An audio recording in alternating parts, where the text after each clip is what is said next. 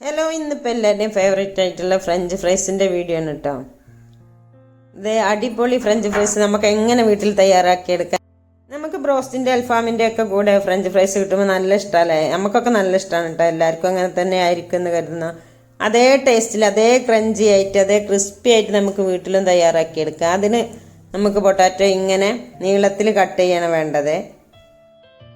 എന്നിട്ട് നീളത്തിൽ കട്ട് ചെയ്തതിന് ശേഷം നമുക്ക് ആ പൊട്ടാറ്റോ നല്ലവണ്ണം ഒരു 15 മിനിറ്റ് വെള്ളത്തിലിട്ട് വെക്കണം കേട്ടോ. ആ വെള്ളത്തിലിട്ട് വെക്കുമ്പോൾ അതിൻ്റെ സ്റ്റാർച്ചൊക്കെ ഒന്ന് ഇളകിയിട്ടുണ്ടാവും. അങ്ങനെ നമ്മൾ നല്ലവണ്ണം കഴുകി വൃത്തിയാക്കി ആ സ്റ്റാർച്ചൊക്കെ പോണ വരെ തെളിഞ്ഞ വെള്ളം, ഇപ്പോൾ ഇത് തെളിഞ്ഞ വെള്ളമല്ലേ വന്നത്, 4-5 പ്രാവശ്യം കഴുകിയിട്ടുണ്ട് കേട്ടോ നമ്മൾ.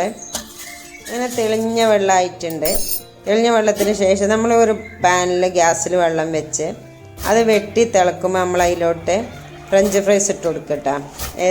ഉരുളക്കിഴങ്ങിൻ്റെ പൊട്ടാറ്റോൻ്റെ പീസ് ഇട്ട് കൊടുത്തിട്ട് അതൊന്ന് വെട്ടി തിളക്കണ വരെ നമുക്ക് വെയിറ്റ് ചെയ്യുക. ഉപ്പിട്ടിട്ടുണ്ട്, അതിനിടയിൽ അതിന് പാകത്തിനുള്ള ഉപ്പ് ഇട്ടിട്ടുണ്ട് കേട്ടോ. വെട്ടി തിളക്കണ വരെ വെയിറ്റ് ചെയ്തിട്ട് നമ്മളതൊരു 15 മിനിറ്റ് ആ വെള്ളത്തിൽ തന്നെ ഇട്ട് വെച്ചിട്ട് നമ്മൾ എന്നിട്ട് കോരി മാറ്റണേ.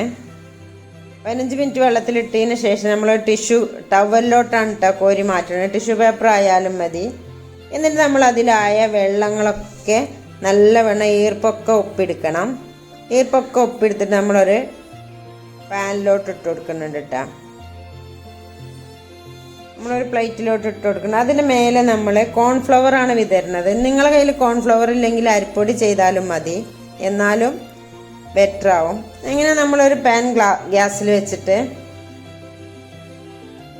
അതിലേക്ക് ഓയിൽ ഒഴിച്ച് കൊടുക്കുന്നുണ്ട്. നമ്മൾ വെളിച്ചെണ്ണ യൂസ് ചെയ്യണ്ട, ഓയിലോ അല്ലെങ്കിൽ സൺഫ്ലവർ ഓയിലോ കോൺ ഓയിലോ അങ്ങനെ എന്തെങ്കിലും യൂസ് ചെയ്താൽ മതി. അങ്ങനെ ആകുമ്പോൾ നമുക്കൊരു ക്രിസ്പി ആയി കിട്ടും. മറ്റ് വെളിച്ചെണ്ണ യൂസ് ചെയ്താൽ നമുക്കതൊരു വേറെ ടേസ്റ്റ് വരും. വേറെ ടേസ്റ്റ് പറഞ്ഞാൽ ഒരു നാടൻ ടേസ്റ്റ് വരും. നമ്മൾ ഈ ഫ്രഞ്ച് ഫ്രൈസിൻ്റെ ടേസ്റ്റ് പോവും. അപ്പം നമുക്ക് എന്തായാലും മറ്റുള്ള ഓയിൽ യൂസ് ചെയ്യണേ എന്തായാലും നന്നാവുക. എങ്ങനെ നമ്മളിതൊരു പാൻ നിറയെ പരത്തിട്ട് കൊടുത്തിട്ടുണ്ട്. ഇനിയിപ്പോൾ നമ്മളൊരു ഒരു ഹാഫ് വേവ് ആകുമ്പോൾ നമ്മളിത് ഫസ്റ്റ് ഇടുമ്പോൾ ഹൈ ഫ്ലെയിമിലാണ് ഇടുന്നത്. അങ്ങനെ ഹൈ ഫ്ലെയിമിലിട്ടൊരു 3-4 മിനിറ്റ് ഹാഫ് വേവ് ആകുമ്പോൾ നമ്മൾ കോരി വെച്ചത് തണുപ്പിച്ചിട്ട് വീണ്ടും നമ്മളത് തണുത്തതിന് ശേഷം ഫ്രിഡ്ജിൽ വെച്ച് തണുപ്പിച്ചാലും മതി. തണുത്തതിന് ശേഷം വീണ്ടും നമ്മൾ ഓയിലിലോട്ടിട്ട് പൊരിച്ചെടുക്കുകയാണ്. അപ്പോഴാണ് നമ്മൾ ക്രിസ്പി ആയി പൊരിച്ചെടുക്കുന്നത്. അതിനു മുമ്പ് നമ്മൾ ഹാഫ് വേവിൽ തണുപ്പിച്ചിട്ട് വേണം വീണ്ടും അങ്ങോട്ട് തന്നെ ഇട്ട് ക്രിസ്പിയായി ഫ്രൈ ചെയ്തെടുക്കാൻ. പിന്നെ ഇടുമ്പോൾ ഹൈ ഫ്ലെയിമിലിട്ട് പൊരിച്ചെടുക്കണം. അങ്ങനെ നമ്മൾ റെഡിയാണ്.